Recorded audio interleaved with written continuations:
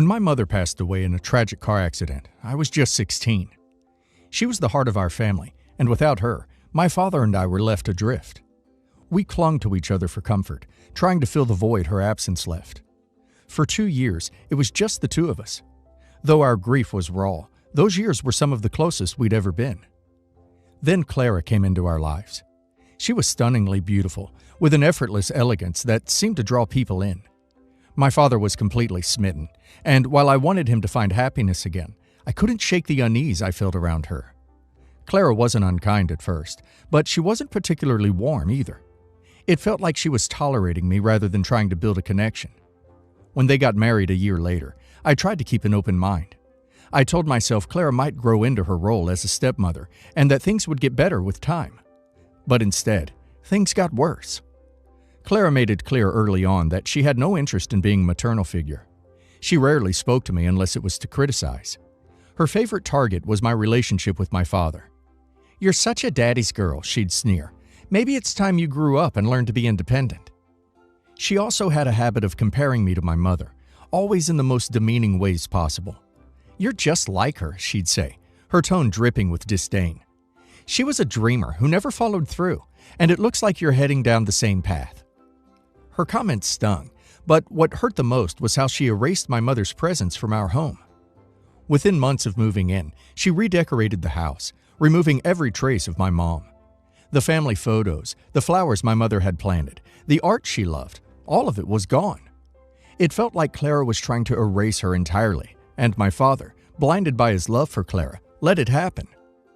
When I turned 18, Clara ramped up her efforts to push me out of the house. "Don't you think it's time you stand on your own 2 feet?" she'd say, always under the guise of advice. My father, trying to keep the peace, would tell me to ignore her, but his refusal to intervene made me feel like I was alone in the house I'd grown up in. By the time I left for college, my visits home were few and far between. Every time I returned, Clara made it clear I wasn't welcome. My childhood bedroom had been converted into her home office, and she treated me like an inconvenience whenever I came around. I tried to maintain a relationship with my father, but Clara was always a wedge between us. When my father fell ill earlier this year, I knew I couldn't stay distant. He was my dad, and I wanted to be there for him in his final months. But Clara made even that difficult. She'd sigh dramatically when I arrived, roll her eyes when I stayed too long, and even accused me of only visiting to secure my inheritance. "You're not fooling anyone," she said one evening, her voice dripping with venom. Still, I spent as much time with my father as I could. During one of our last conversations, he apologized for not standing up to Clara more. "You deserved better," he said. "I should have done more for you." My father's funeral was heartbreaking. The house, filled with mourners, felt suffocating. As people shared stories about my dad, I clung to their words, trying to focus on the good memories rather than the loss. Then Clara stood up. She clinked her glass loudly, silencing the room. With a self-satisfied smile, she announced, "I just want everyone to know that, as a gesture of goodwill, I've decided to let me stay in the house for 3 months. After that, she'll need to move out so I can figure out what to do with the property." Her words hung in the air, each one heavier than the last. I couldn't believe the audacity, to stand there at my father's wake and act as though she was doing me a favor. I opened my mouth to respond, but before I could say anything, Mr. Bennett, my father's best friend and his lawyer, let out a loud, incredulous laugh. Clara's smile faltered. "What's so funny?" she demanded, her tone sharp. Mr. Bennett stood, his laughter subsiding into a knowing grin. "Oh, Clara," he said, shaking his head, "you're the one who'll need to find a new place to live. This house, and everything else your late husband owned, isn't yours to offer. It all belongs to me." What I didn't know was that before passing away, my father discovered Clara's infidelity. One night, too weak to sleep, he was sitting in the living room when he saw Clara sneaking into the neighbor's garden. She thought he was asleep, unaware that the dim light from the living room gave him a clear view of her and the neighbor laughing, leaning too close, and touching in ways that were far from innocent. My father, already weakened by his illness, chose not to confront her. Apparently, he didn't want to waste what little energy he had left on a fight he knew would devastate him. Instead, he turned to his best friend. Together, they devised a plan to protect my future. My father changed his will, leaving everything to me, and explicitly giving Clara just $1, a symbolic gesture to ensure she couldn't contest it. The room erupted into whispers after my father's lawyer spoke. Clara's face turned ashen. "That's impossible," she said, her voice trembling. "He wouldn't do that to me." Mr. Bennett pulled out a copy of the will and handed it to her. "Your husband discovered your affair with the neighbor," he said calmly. "He was heartbroken, but he wanted to ensure his legacy went to someone who truly cared about him. He left you $1, Clara. Everything else goes to his daughter." Clara's hands shook as she read the will. Tears streamed down her face as she looked up. Desperation etched into every line. "This isn't fair," she cried. "I have nothing, nowhere to go." I stood up, my heart pounding. "Clara," I said, my voice steady despite the storm of emotions inside me. "You were so generous in offering me 3 months to move out of my childhood home. I think it's only fair I return the favor. You have 3 months to pack your things and find somewhere else to live. Maybe your neighbor will take you in." Her sobs turned into wailing. She dropped to her knees, clutching the will like it was her lifeline. "Please," she begged. "I didn't mean for any of this to happen. You can't do this to me." I felt a pang of guilt. For all her cruelty, she was now utterly defeated, and part of me pitied her. But I couldn't forget the years of manipulation, the pain she caused my father, and her betrayal. "Actions have consequences," I said firmly. "You made your choices, Clara. Sorry." Since the wake, Clara has been on a crusade to paint me as the villain. She's reached out to family members, friends, and even acquaintances, crying about how I'm kicking out a grieving widow. Some people have tried to guilt me into letting her stay longer, but most have been supportive, especially after hearing the full story. Clara still has 2 months left to move out, and I've made it clear there will be no extensions. I've decided to rent out the house and use the income to support causes my father cared deeply about. It feels like the right way to honor his memory, while ensuring that Clara doesn't benefit from his hard work. While I know I'm within my rights, part of me wonders if I was too harsh. Clara truly has nowhere to go, and suggesting she move in with the neighbor was probably unnecessary. Still, I can't ignore the years of cruelty and betrayal. I tried to extend her the same grace she showed me, but even that feels too generous sometimes. Reddit: am I the a-hole for giving Clara the same 3-month grace period she planned to give me? Clara's behavior throughout their relationship speaks volumes about her character. She didn't just fail as a stepmother. She actively worked to alienate OP from her father and erase OP's mother's memory. The fact that she announced OP's eviction at OP's father's wake, without even waiting for the dust to settle, shows just how entitled and self-centered she is. The 3-month grace period OP gave her was more generous than she deserved. Let's be real, if the roles were reversed, would she have shown OP the same courtesy? Doubtful. She had no problem trying to throw OP out, so she shouldn't be shocked when the tables turn. And as for having nowhere to go, maybe her lover can step up and take responsibility for her now. Actions have consequences, and Clara is finally learning that. OP is doing the right thing by honoring her father's wishes. And now let's hear the community's opinion. Wow, Clara really thought she had everything sewn up, didn't she? To stand up at a wake, in front of people grieving your father, and make a power move like that is jaw-dropping. She assumed she'd steamroll over you, and she had no idea what was coming. Honestly, your father's decision to change his will was not just justified, it was necessary. It's hard not to feel a bit of pity for her, but remember this, she brought this on herself. She cheated, manipulated, and mistreated both you and your father. Her crocodile tears now are just a last-ditch effort to play the victim. You didn't do anything cruel. You simply enforced your father's wishes and gave her the same timeline she was so eager to impose on you. Clara gambled everything, and she lost. Not the a-hole. Not the a-hole.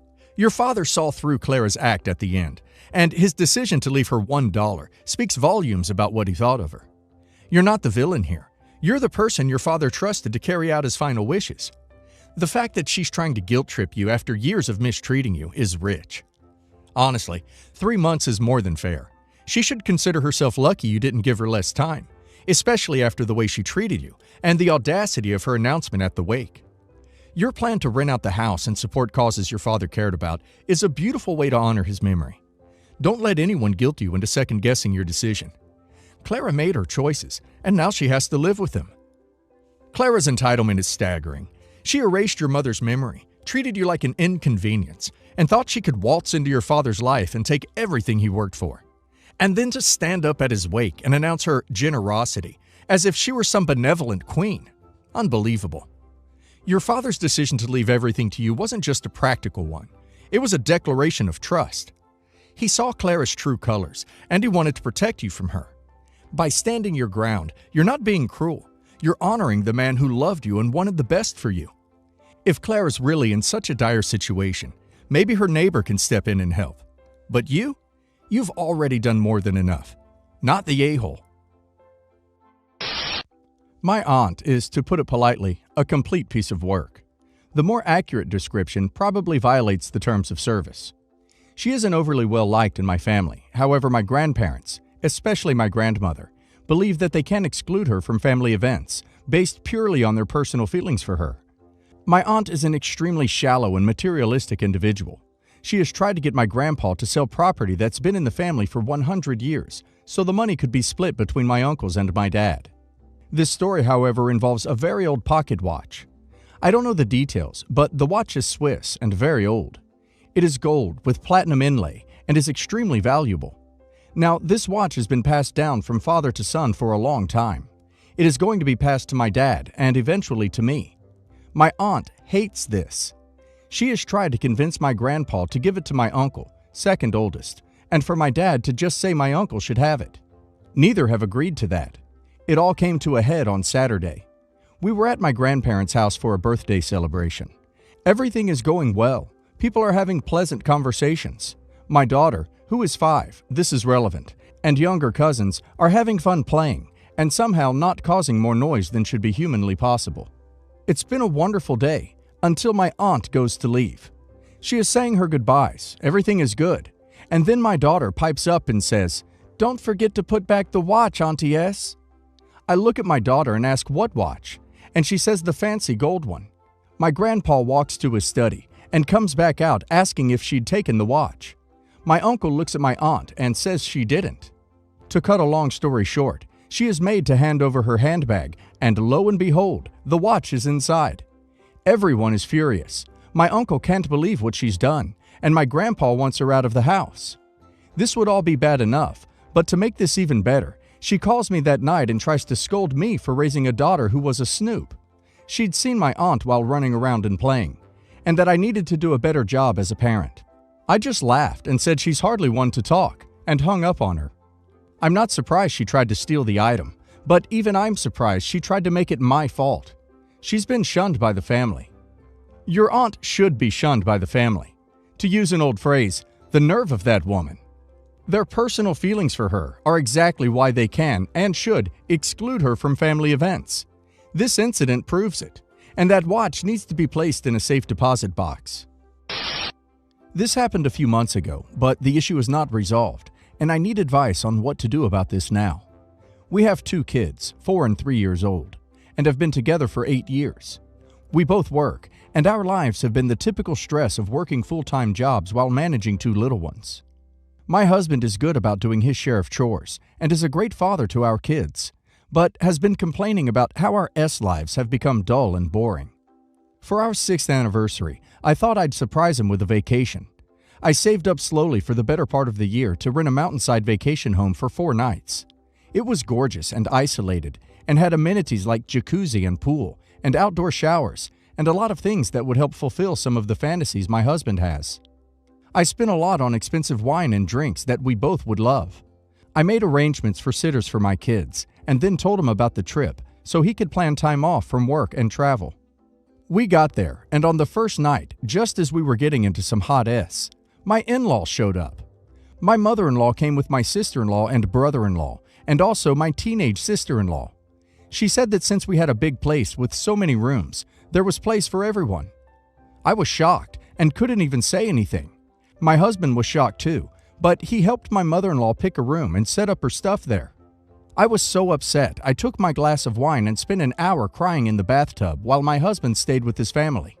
I woke up early next morning to find that they had finished off most of the very pricey alcohol stash I'd bought for the stay. I went on a long hike, and when I got back early afternoon, everybody was still asleep. My husband was up and he apologized to me and suggested we have a quickie before we went down to make breakfast for everyone, which just made me angry.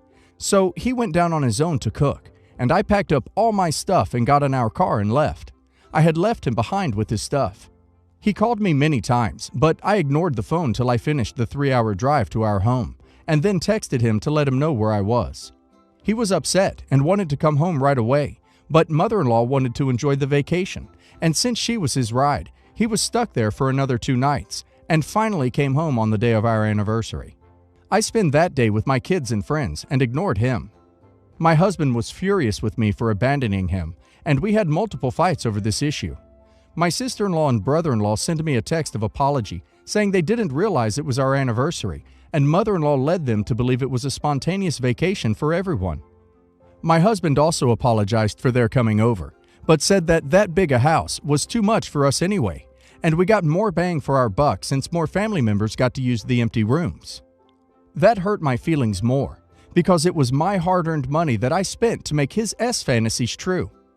When I said this, he argued back that all he wants to do is be able to duck his wife whenever, without me trying to make a big production out of everything.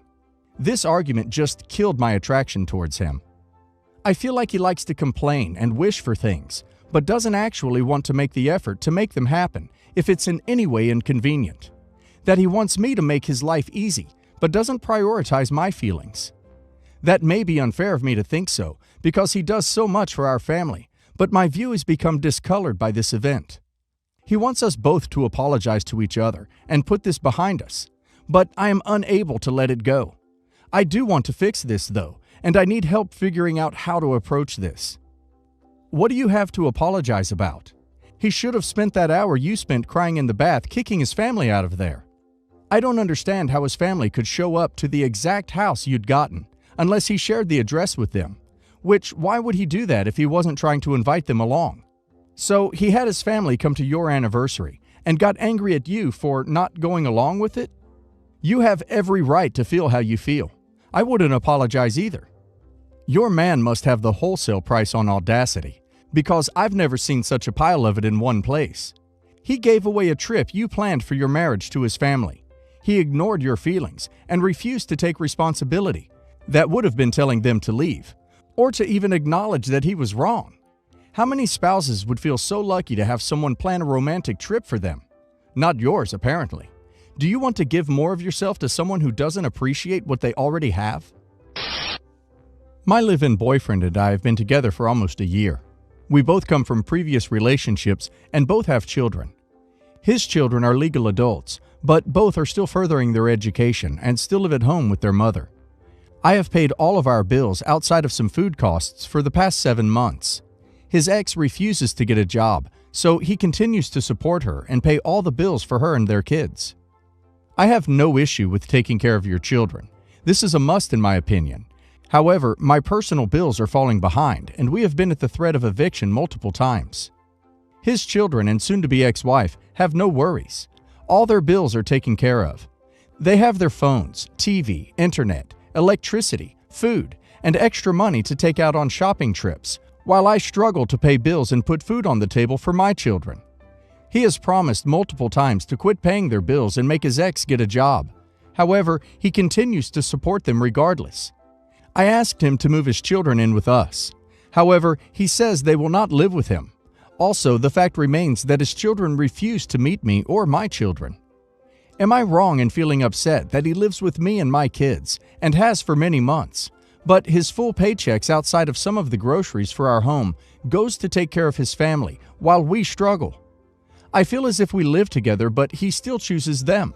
He sees that they are taken care of, while we get eviction notices and electricity termination notices because I do not earn enough money to cover all of our bills, and all of his money is going to them.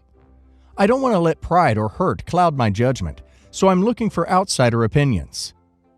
I feel like you are putting this man before your kids and yourself. Why is his ex getting to live a carefree life while you and your family struggle? I'd kick him out. He can go live with her, and that's one less mouth you have to provide for. Do what is best for your kids. Wait, he's still married? This guy is playing you. He's biding his time with you until he can get back into his wife's good graces. If he isn't divorced yet, he doesn't want a divorce, and he's most likely hoping to financially tap you out so he gets evicted and can whine to her to take him back. He doesn't seem to care at all that you'll be homeless with your children. This guy is scum. Kick him out. I, 21 female, have been dating, let's call him M, for 2 years now. We recently just got into the conversation of what our future would look like and stubbed into the topic of parenthood. We both want children in the future, definitely not right now. We live together and we love each other very much. However, I think it is important that I state that I am a black female with a brown skin tone. My boyfriend is white. Anyways, during our conversation, I jokingly asked him what he wanted our kids to look like and their names. And he said he wanted our kids to be, and this is exactly what he said, light skin, with my blue eyes and curly hair. At first, I was taken a bit aback, but I brushed it off and said that there was a possibility the baby might come out looking exactly like me, or having brown eyes or brown skin, and he said that wasn't what he had imagined at all. He said he wanted the baby to be light skin or white. And to be honest, I was shook. I grew up struggling with my skin tone, and it took me years to learn to love myself. I don't want our kids to be born with a darker skin tone and for their father to not love them or to not even take them as his kids. Am I being too dramatic? I feel like I'm overcomplicating it, but at the same time, it felt like a stab in the heart, because I was hoping he'd accept our kids regardless of their skin tone, eye color, or even hair texture.